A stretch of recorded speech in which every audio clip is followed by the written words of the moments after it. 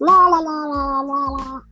Wrestling only has one family, and we're the Dynasty family. Yay!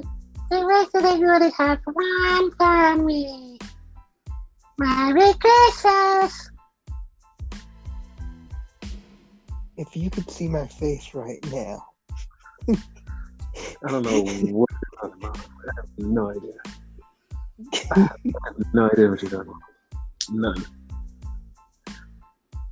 Yeah, like it's a Christmas. It's a Christmas miracle. Yay, guys! It's a Christmas miracle. This was on, and it was a Christmas miracle that happened tonight. Yes, yes. Merry Christmas to one and all. Yes, yes, yes. So, happy Christmas to you. How are you? Happy Christmas to you. I'm doing well. How are you? How was your Christmas? What do you mean? Huh? Like, what? You didn't have any fun on your Christmas? Not really, no. Oh, that's bad. But at least we had Rampage to quell your sins, to make you happy. Rampage. So yeah, how did you like Rampage? I only like the one match. Oh, that's sweet of you. So, Rampage kicked off with a super injured Jungle Boy versus Mark Quinn. Did you? I didn't care, to be honest with you. The one thing I liked about this match, and like it was like very tiny small, I mean like extremely tiny small, like little factor was during the match, Jungle Boy like came off the ropes and drop kicked Quinn right in his like ankle and his lower femur, and he just like worked over that for the rest of the night to get to the snare trap, and I was like, oh, that actually was a good thing because it was like this small little thing, like small little detail that was like, bing. And it was like, oh, that actually makes sense. Like actual storytelling in the match. Yeah. Yeah. Yeah, and it was very well done. I was like, that makes sense. I like that. That's all leading up to the Jurassic Express versus Penta and Phoenix. We know where that's going. It's going to be a tag match. Don't know when, don't know where. Possibly Battle of the Belts. Possibly. Not 100% sure, but possibly Battle of the Belts. Okay. Yeah, so that was a thing. Then we had Miro raging war with God on his birthday. Of all things, on his birthday, he said, God, I will strike you down. I don't even know why you're so mad. You're not even on TV, fella. And also, it's your birthday. So your birthday and his birthday. So it's a battle of the birthdays. I don't know. What's the beef, fella? Maybe that's it. Because his birthday is on Jesus' birthday. And him and Jesus got beef. I guess that's it, right? That's his birthday beef? That's it. Like, I was totally fucked up when you said it's his birthday. Like, wait, God's birthday or his birthday? Which one? Both birthdays. Jesus and Miro. They're not even close as human beings. They're not even close. Not even close. Like, one's a person who rose up 3 days later and died for all our sins, and the other one just doesn't even show up and bangs his hot wife. Okay? That's a thing. Yeah. Yeah. So then it's time. Beat me if you can. Survive. I won't let you. Not if I let you. I won't let you. That's his catchphrase. Beat me if you can. Survive. I won't let you. That's it. That's I it. like that. Hook showed up, fucked up big ass Bear Bronson, fucked him up. I don't mean just a little bit. I mean he fucked him up. He took him down. He put him in a fucking leg move. It was like, all right, Like he's pretty badass. Greetings from Asbury Park on him. He jumps right up, clothesline the fucking shits out of Bear Bronson. Then he hits him with a Tazplex. He hits this big dude with a Tazplex. A fucking perfect. Like, I don't mean just a little bit. I mean completely fucking perfect Tazplex on this big dude. Overhead Tazplex. And it's like, oh my God. What's the proper name for that one? I think it's the arm, the head and arm suplex. It's like, it's like every time you see him, he gets better and better and better. And then he just did the Taz thing, which I always love. When Taz is getting you ready for the Kanta Hajime, just keeps hitting you with the forearms. It's just fucking you up, just fucking you up, just fucking you up. And then he puts you in the red rum. That's right. I'm renaming it for him. I'm not going to call it the Kanta Hajime. It's the red rum. It's, like, he has took it. It's his. It's all hooks. More hook. That's all we need. Answer. So do we rename the Taz Plexus into the Hook Plexus? Yes, we can name it the Hook Plex. Like, I just said that, and I kind of like it my damn self. Yes, it's the Hook Plex. It's the Hook Plex. It's his Hook Plex. Cool. Like, I know this is probably happening. I know this is definitely probably happening. But like, I'm just a little bit sad that Taz is there with him every week. And I know somebody's like, "The fuck do you mean? It's his dad." No. I mean, Hook is a very attractive guy. Very attractive body. He has all of the right qualities. He's a sexy man. Mm-hmm. Hook slaying ass. He should be slaying ass every fucking night of the week. But he's with his dad. He's on the road with his dad. So his dad is checking up with him all the time. So he doesn't get a chance to slay ass like he should. That's my one sadness for him. Because it's like, you're in the prime of your life. Everybody is like literally just foaming for you. And like, you just literally should just be slamming ass every day. Like, seriously. And I know somebody out there is like, "Oh, why would you do that?" Like, yeah, like you think that like, oh, you say weird shit when the women shit with everybody. It's just us. Like, he should be fucking. Like, I hope he's out there fucking, but like, you're going on the road and like there's a ton of women in each town that just want to just lay at his feet. Just I just hope that he gets his shot to just become one of those guys. Hook's a legend. He's probably banging someone. Like, He has to be. You can't look that good and just walk around and just not bang somebody. But I do know somebody that looks that good and just walks around and bangs nobody. But yeah, like, it's fine. Like, he should be banging somebody. And also, Tony Nese was in the crowd. Like, it looks like they're setting up Tony Nese versus Hook. But at the same time, who cares? Like, seriously, like, who cares? Like, no matter who you throw in front of Hook, who gives a fuck? We're cheering Hook. No one cares. Like, you could build this match up for years and be like, finally, it's Tony Nese versus Hook. Who gives a shit? We just want to see Hook wrestle. We don't give a fuck who he wrestles. He can beat the shit out of anybody. I don't care. I just want to see Hook wrestle. I don't care. I don't give a shit. That's how I feel. No, you're right. Like, at this point, like, anybody in that roster, like, I'd be down to see Hook fuck him up. Exactly. I'm all for it. We are Hook stands. We're hookers. Yeah. We're hookers. I'm in. Oh, okay. We go with that. Yeah, we're hookers.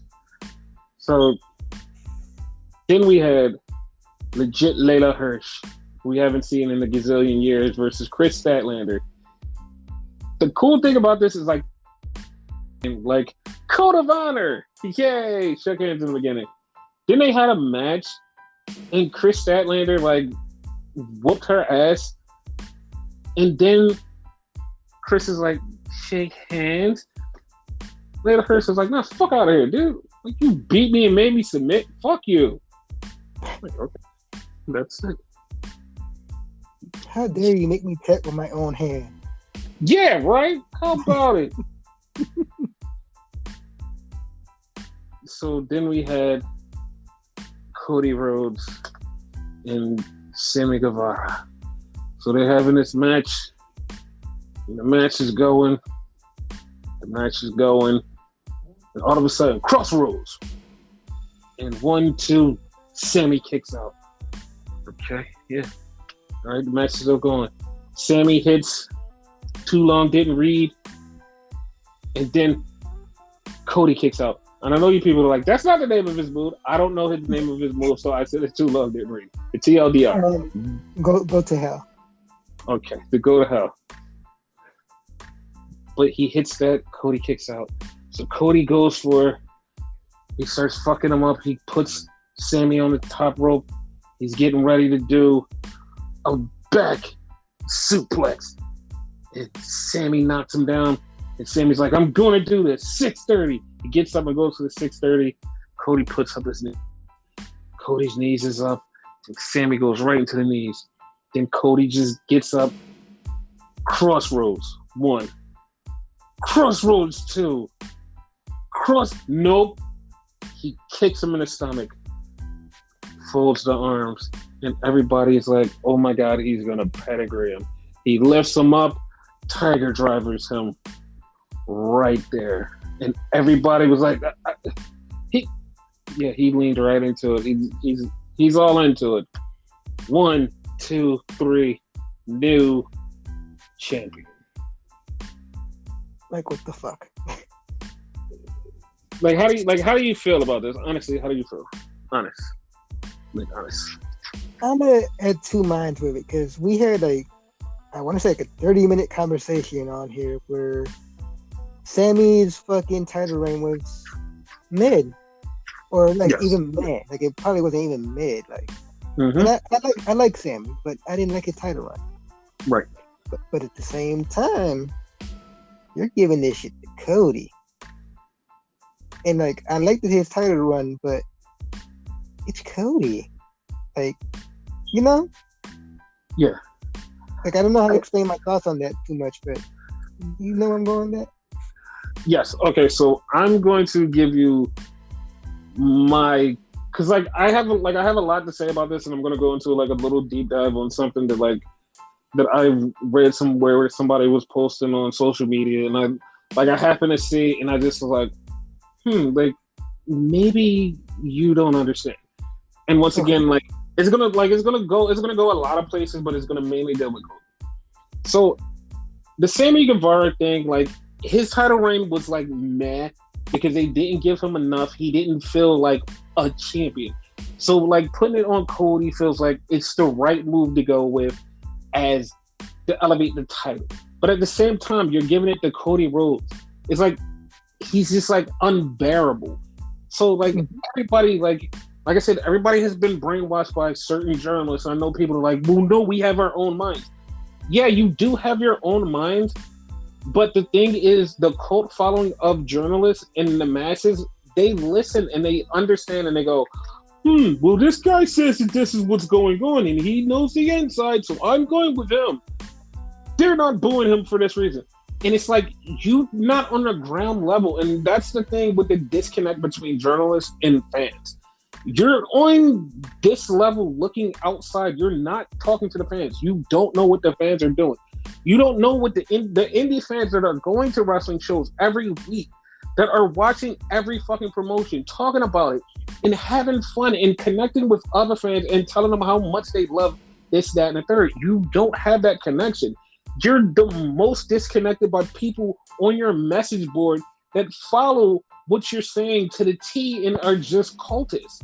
It's you have your own cult community that you have cultivated, and it's oh my God, this is all I hear in my echo chamber of these people saying this, so I believe it. And it's what I said, so now they believe everything I say. That's not what should happen. You should have your own mind. And everybody out there who is listening, I beg of you to have your own mind. I'm speaking my own mind and giving you a perspective of actual fans that's actually out here and know what's going on. So have your open mind. Just do it. But to them, it's an echo chamber of just idiocy that just thinks that they know so much. And with that, it's oh, they're only booing Cody because it's cool. He's the new John Cena. That's not why. We have been over this a million times. Is because he's unlikable as a person. Now, I've seen on social media somebody brought up this show that was AEW Dark where he teamed up with Fuego del Sol and he was under a mask. And like people were cheering. Yes, they were cheering. And the person goes, Cody's playing the fans and they're so moronic because they said he couldn't wrestle. But once he puts on a mask, you can tell that was him and they were cheering him because they really do want to cheer Cody. But it's just because they want to be cool and boo Cody. I watched that match. I watched that dark match because I wanted to see, because they were like, hey, Cody's going to be under a mask. This is what happened. I wanted to see how he looked under the mask and how, if anybody could tell. And if you watch it back, people were booing him. People were booing him, but they were cheering Fuego del Sol and cheering a win. And it's like, oh, okay, well, they still like Fuego del Sol. And it's like, are you paying attention? It was more Fuego del Sol than just Cody. Yeah. But of course, this person is like, oh, it's just, I love Cody, so everybody else loves Cody. There's no reason to boo Cody. It's like, what, like, I don't think you understand what's going on. Like, it's this thing. And I have a female friend that, like, I talked to. We went to the movies again, and we had this conversation about Cody, and she's a diehard Cody fan because she's a diehard AEW fan. And she's like, well, I like Cody because he's a good wrestler, and, like, he does good things and promotes things. And I'm like, do you understand why he gets the backlash he does? Do you understand this? And she's like, well, you should separate the art from the artist. Granted, that could be a thing for some people to separate the art from the artist, but when your art bleeds into your artistry too much, where there's no separation, even as much as you try to pull it apart, it starts to get muddy where you just go, fuck trying to pull it apart. I'm just going to leave it here and say fuck it. Because it's just that easy. And that's what type of person he is. It's like, I have all of this stuff I do on the outside that's supposed to stay on the outside, but I'm going to bleed it into my wrestling character and make it unlikable. And the people that's booing him have a right to boo him because they don't like something about him. Fine. And for all you people that's like, it's the cool thing, it's not. No one wants to just go boo this guy because he's so cool. There's nothing about him. He's bland as fucking mustard. He's bland as fucking mustard. And mustard isn't even bland. That was a wrong choice. I was going to say mayo, but I like mayo. I know that I'm black. I like mayo. That is weird as fuck. Yeah, I like mayo. Fuck you. It's weird. But it's just, he's bland as a piece of white paper. That's it. He's bland as a piece of white paper. And you're looking at it and you're like, he can wrestle. Yes, granted. His character, bland as white paper. It's like, you don't understand, like, he's not like just some person that's like, oh my God, I love all of Cody's matches. I love the way he is in the ring. And I know somebody's like, oh, well, you don't get technical wrestling. I've spent years watching Randy Orton and going, oh my God, Randy Orton is so goddamn boring. Randy Orton is so goddamn this. But every time Randy Orton stepped in that fucking ring, I was like, he has great matches, but he's just so goddamn boring. That's what I felt about Randy Orton. I'm looking at Cody Rhodes and I'm going, you're not a Randy Orton type of person where you're just so goddamn boring, but your matches are great. It's like, you're so goddamn boring and your matches are boring. Like, you're not dragging me into this. You're not making me feel like, oh my God, like, this is so awesome. It's just fucking boring. Like, it's something about him that turns me off. And then, like, with his ego and everything about him, it just makes me go, yeah, yuck. And I understand why people go, yuck. I don't I'm not gonna tell people like, no, you don't like Cody Rhodes. You can love him all you want, cheer him all you want to. I'm just telling you, as for me, it's too much to just like him. He's a horrible person. He's not great in the ring. And there's everybody on that roster better than him. Don't understand why this is the conversation. But hey, you guys want to be fans of Cody, be fans of Cody. And remember, nobody's just booing him because he's cool. They're booing him because he's a piece of shit. So, there. I guarantee in that Fuego match, if it was just him and not Fuego and he was still under the mask, he would get booed like a motherfucker. Yeah. And people it's like people are really trying to move the goalposts on this conversation. And it's like, you're not understanding what's going on. And I'm really not getting what people are just getting to.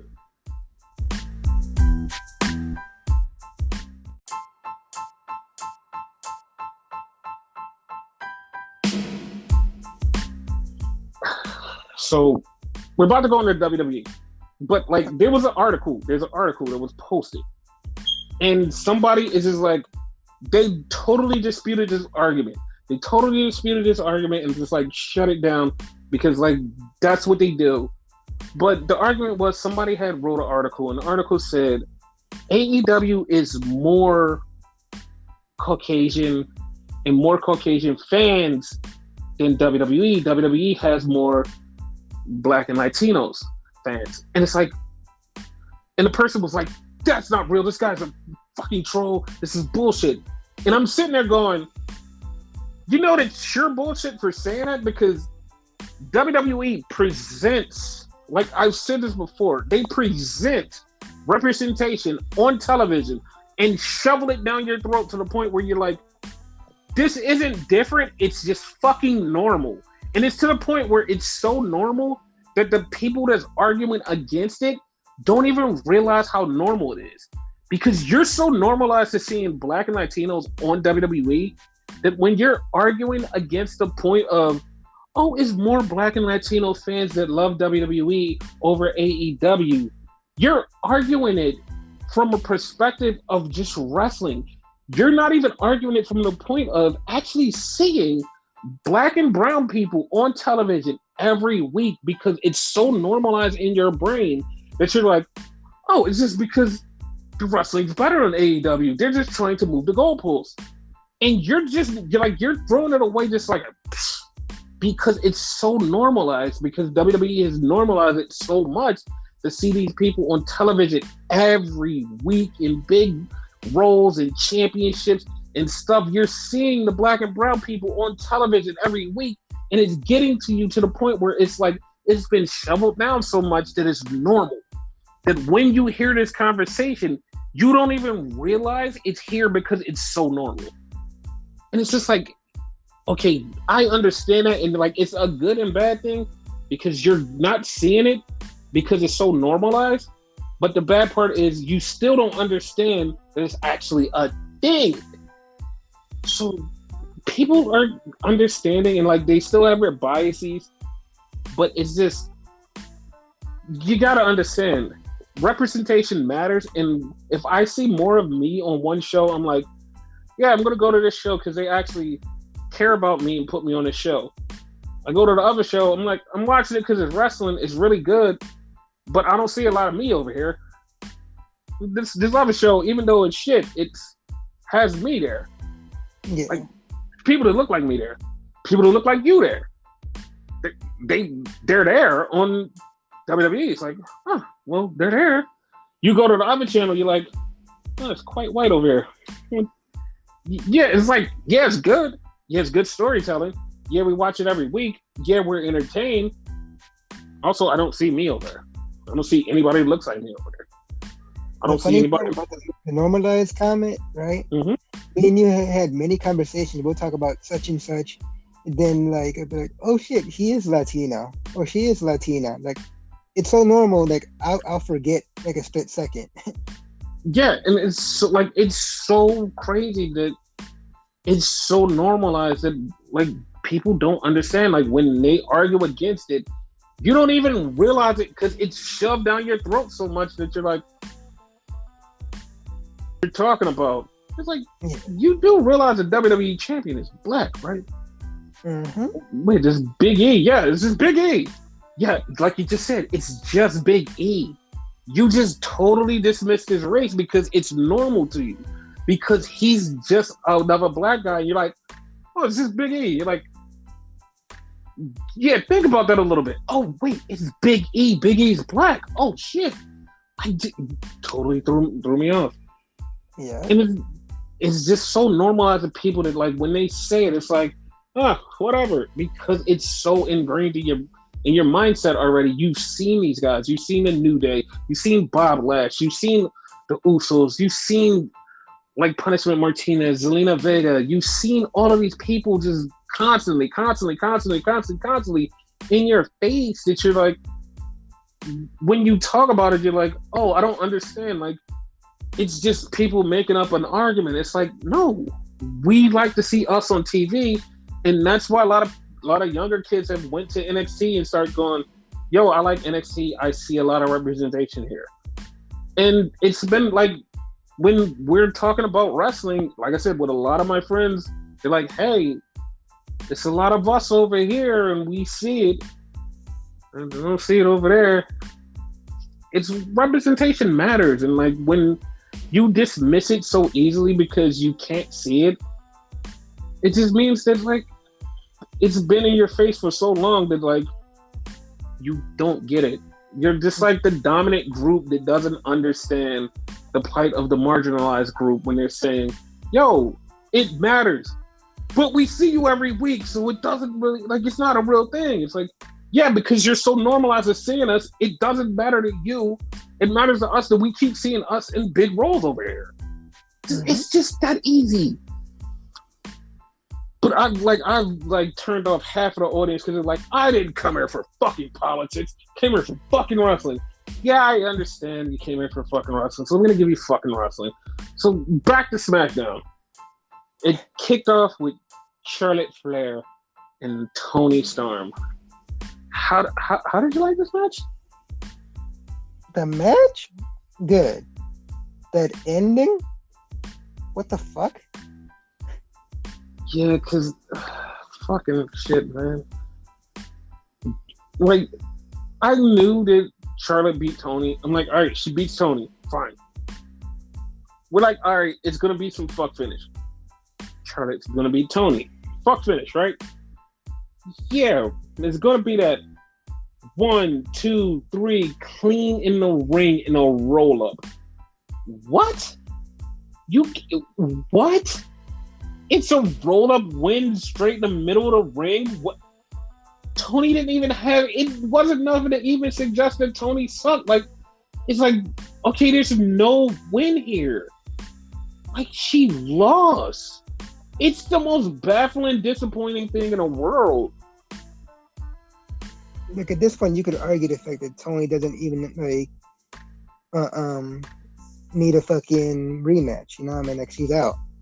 She doesn't. And, like, once again, like, this goes back to my fucking love of wrestling and just, I've known Toni Storm since 2014 or 13.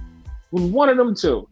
And I've been watching her whole entire career, watching her from Stardom to the fucking Indies in the UK, watching her blow the fuck up. And it's like, I'm a huge fan of hers, and I will always be. And to watch her lose like this is disappointing to me because it's like, she deserves so much better. In ring, she's one of the best. And it's like, she deserves so much better.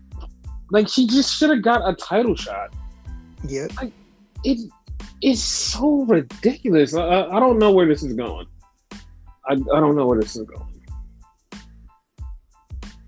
And I know somebody out there is probably like, trust the process. Trust the process. It's gotta go. No, there's no trusting this process. Man. Hopefully, like, it goes somewhere good, though. I doubt it, but hopefully. I want them to go to day one because that should be the match. That should be the move. Mm-hmm. But of course, you know, it probably won't be because Toni doesn't have no actual win there. She doesn't have any right to go, I want a title match. The only thing that it would be like Charlotte going, oh, I'll give you a title match because I know I can beat you. It's like, that's stupid. Like, it's just so stupid. And then Toni will probably win the title or probably not. But it's like, it's just so they just messed up so bad sometimes. But that's the only way you could get the rematch at that point. Mm-hmm. So then we had Samuel Zayn win the 12 Days of Christmas Gauntlet. He beat Ricochet to become number one contender for Shinsuke Nakamura Intercontinental title at day one. Thank God. Yes. Hopefully Sami wins. Like Mm-hmm. I will never not be a Sami fan. Sami is like really awesome. I love Sami. Like, and I know somebody's like, what do you mean? I love Sami as a wrestler, but I love him more as a human being. Sami is like a really good human being, and I love him a lot. Yes. He's a great human. So I want him to win that IC title and like everything. I'm all for it. He would be a 2-time champion at that point, right? 3-time. 3-time technically. 3-time technically. Okay. Because remember, like he was Intercontinental champion, they had to strip him, then he won the title back. So this will be a technical 3-time. Okay. So it'll be a technical 3-time. By the way, I like Shinsuke, but like, yeah, it's time for him to lose it. That Intercontinental title run was garbage. Like his title run was worse than Sammy Guevara's. Like worse. Like a gazillion times worse than Guevara. Like Sammy defended his title. Exactly. Like the last time you seen him defend, like him as Shinsuke Nakamura defend his title, we don't even remember. All he was doing was in tag matches for the last 7 years. Yes. And it's just like, jeez, it's gotta stop. So I'll be glad when he loses the title. Nothing against Nakamura. I love Nakamura. It's just you gotta lose that title, pal, because you're doing nothing with it. Yeah. Hopefully when Sami gets it though, they'll treat the fucking run better and have him defend it here and there. Yes. I would love that. Yeah. So then we have Paul Heyman talking about how he got fired and he don't know what's next. And they do this whole entire video package. And it was really funny because they did this video package about how he went through ECW, how he was in WCW, managed the Head Shrinkers, how he did all of this. And then it goes into like, he disappeared and then he came back with Brock Lesnar. And then it shows like the whole entire Brock Lesnar saga. And it's like, the way that it's showed, it's like, it makes you think like, okay, yeah, he's Brock's boy. Like, he should be with Brock. And this was done so masterfully because it felt like, oh, this match is just, this thing is just, oh, Paul Heyman's done. He's done. There's no more Paul Heyman. He's out of here. It's over. Paul Heyman's done. But it's like the subtle thread throughout the whole entire thing was, hey, he's Brock's boy. So he's probably going to show up with Brock. And it's just like subtle tease of the Brock thing. And it's like, that seems like the right thing to do. Yeah. And like, I don't know, man, but I don't want it to go to WrestleMania because I feel like that'll be super dumb and super long. Because if they do it right and do it at day one, you do a little turn or whatever, and then come right back at Royal Rumble with a stipulation match, and they defend the title and it's huge, and then like you end it would be perfect. Like, this is what they should do. They should have this match. Brock gets screwed over. Again. Then he's like, no, we're going to have a match. All right, at Royal Rumble, you're going to have that match. They had the match at Royal Rumble. Match, whatever they add a stipulation, whatever, fine. After the match, Roman wins. Drew, after winning the Royal Rumble, comes out. Claymore kicks the shit out of Roman. And that sets up Royal Rumble. And I know people are like, what made you think about that? the trick or treat Christmas street fight. I don't know what it's called actually, because it was the Usos and Mad Crap Moss versus the New Day and Drew McIntyre. And I know you're like, well, how did you get those two things? Because the end of the show, who was standing tall? Drew. Drew was the one who got the win. Drew standing tall at the end of a Christmas show, which is usually like, I know people are like, oh, it's like a little dumb show. It doesn't matter. It's a Christmas show. And the Christmas shows is like basically like a go-home show for like nothing, but it's like a go-home show, period. And it's a Christmas show. And like, so in New Japan, the last day of the 3-day shows that they do, right before they go on break to go to Wrestle Kingdom, which is like the 21st, the 22nd, 23rd, sometimes the 24th, sometimes rarely the 24th. But when they do it, at the end of the show, the champion closes the show and snow is falling down on him. So you're like, I know who the champion is. I know who the person is to look forward to something next year. I know who that guy is. And that always happens.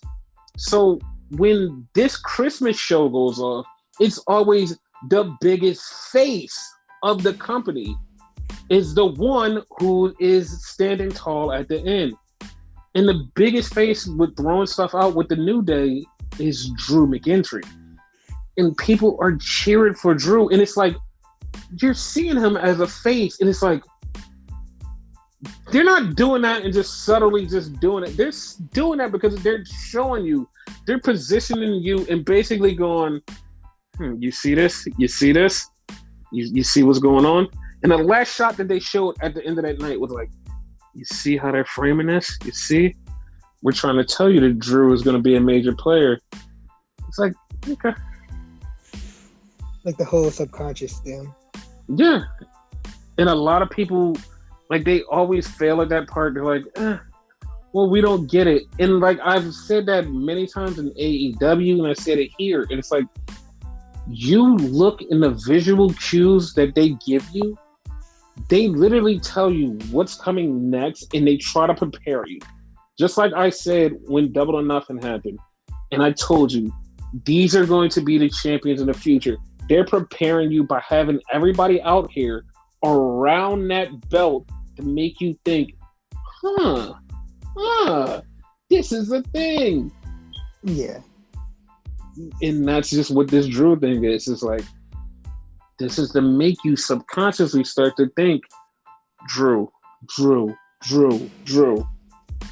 And like I said, I'm not going to say betting money, but I'm probably going to guess that Drew is winning the Royal Rumble. Yeah, I could see that. If he's not winning the Royal Rumble and they do go in that direction of Brock versus Roman, which I don't think they should do, and it wouldn't be beneficial for them, because I've talked to some friends who are wrestling fans and was like, yo, I am kind of burnt out on like the back and back Brock Roman thing. It's like, yeah, I understand, I am too. So it's like, yeah, let's move on to something bigger. Let's go over here to Drew. Yeah, Drew at this point is the better idea. Yeah, because it's like people get tired of it. Yeah, and like if you remember at Survivor Series, I even said it at Survivor Series 2 years ago. I said that match was good in front of no fans. And the ending of it, Drew got cheated. So yeah, it makes sense for them to have another match. They should have another match. And at that point, I was already pushing for Drew to win the Royal Rumble and then go against Roman, and we have the rematch. I was like, yeah, that should happen. That should happen. But because they held it off and did it the right way and made us wait, forget, salivate, and think about it, was like, we totally forgot about that. Yeah. And another thing. No, go ahead. No. So I'm gonna ask, at that point, like, didn't they do something where Drew couldn't get another like title shot, so he kind of sort of had to go against Roman. Like that was the ideal we were having. Yeah, that was another thing that they did on top of that. Drew on that show on Raw, he couldn't get the WWE title match. We was done. He was all out. He couldn't get any more. So he had to go on the other show to get a title match. It's like, this is what you have to do over here to get a title match. So it was like these things kept happening. And then also, you seen on this thing where they took him out of two WWE Universal title things. It was like, nah, you're done. You're done. You can't have this match. And it kept doing it, and it kept doing it, and it kept doing it. And it's just like, you keep seeing him get pushed farther away, to the point where it's like, I have to get my title shot because I deserve it, but I have to get it in some kind of way. And I wouldn't even be mad if they took him to Royal Rumble, he loses at Royal Rumble, and everybody's like, oh, well, that's wrong. He's never getting a title shot. But then he goes to the Elimination Chamber and is like, pow, kicked everybody in the head. I'm getting my title shot. There's nothing anybody can do, and I'm taking Roman's ass out. You know what I want to happen in the Elimination Chamber now that you said that? Mm-hmm. He loses the Royal Rumble, goes to Elimination Chamber, but like it'll be like Edge, where like he wasn't supposed to be in that second one, and he just takes someone out and just goes in it. Yeah, no, I'm definitely with any way of him getting into that match and him just being in that match. Yeah, because he needs to be there, and that's all that matters. And I know, like, people are like, well, the Brock match is, if you have it so much and you get burnt out on it, you don't want it. Like, that's like eating chicken nuggets every day. People who eat chicken nuggets every day are going to get fucking horribly angry at themselves. Going to be like, oh, man, I got to get chicken nuggets. Oh, man. You're eating chicken nuggets every day. It sucks. It sucks. Change your palate. Eat something different. And then when you get something different, when you get pizza, you're like, oh my God, I forgot what pizza tastes like. Pizza tastes great. That's what this is. You're going to keep getting chicken nuggets when you want to eat pizza. And then you get pizza and you're going to be like, oh my God, pizza is great. That's what's going to happen. Ironically enough, I recently went through it the other way around. Like, I had a bunch of pizza and like went to chicken. So, see, that's that analogy is like 100% spot on. Yeah, that's Brock and Roman. It's the same thing over and over and over again. You need something different, something that's gonna get your taste buds tingling and make you go, yummy. And that's where we're at. That's where we're at. But that's how we're predicting this. We do have another show next week. It's going to be a one show week next week because we're only going to be able to do Raw, NXT, and Dynamite. Because the next time you hear us after that will be day one, will be the first time in 2022. Because we'll be covering day one and Rampage. So, yeah. So, yeah, any last notes that you have before we end the show? Merry Christmas. And Feliz Navidad to my Latinos out there. Okay, and all I can say is, hasta la bye-bye.